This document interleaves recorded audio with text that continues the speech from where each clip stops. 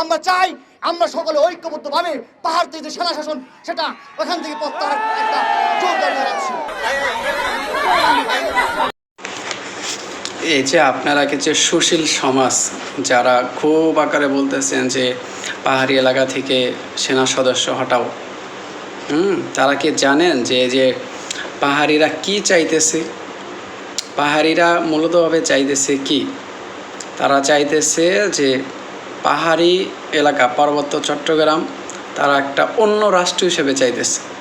এবং পাহাড়ি এলাকা অনেকগুলো সন্ত্রাসী সংগঠন আছে, তার মধ্যে কুকি চীন হলাম অন্যতম। আপনারা যারা পর্বত এলাকায় ঘুরতে গেছেন আপনারা জানেন যে পর্বত এলাকায় একা একা তো যাওয়া যায় না, 3-4 জন মিলাও যাওয়া যায় না। যখন আপনি খাগড়াছড়ির দিকে যাবেন তখন আপনার সেনা সদস্যদের টহলে থাইকা যাইতে হয়, নয়তো বিজিবির সহায়তা নিয়ে ওদিকে ঘুরতে যাইতে হয়। আপনি চিন্তা করেন যে বাংলাদেশটা আপনি এই দেশে ঘুরতে গেলে আপনি প্রোটোকল নিয়ে যাওয়া লাগে। পাহাড়ি এলাকারা যখন আমাদের সমতল ভূমিতে আসে তখন তারা কোনো প্রোটোকল নিয়ে ঘুরে? কখনো কি এটা চিন্তা করছেন যে তারা তো আমাদের এখানে আসে একদম প্রোটোকল ছাড়া, চাকরি বাকরি করে, পড়ালেখা করে, সব কিছু করে, এদিকে জায়গা জমিও কিনতে পারতেছে। কিন্তু আপনি যে কখনো যাইয়া পাহাড়ি এলাকায় জায়গা কিনতে পারবেন, আরামে যেয়ে ঘুরতে পারবেন বা ঘুরতে পেরেছেন?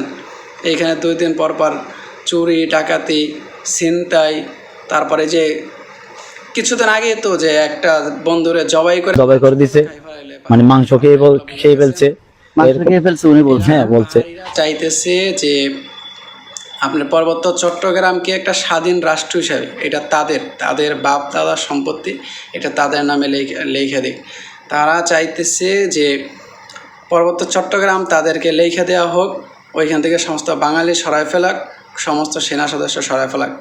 ওইখান থেকে যদি সেনা সদস্য সরানো হয় তাহলে তো আপনার চট্টগ্রাম যাওয়ার জন্য আপনার পাসপোর্টের ভিসা আলাদাভাবে করতে হবে।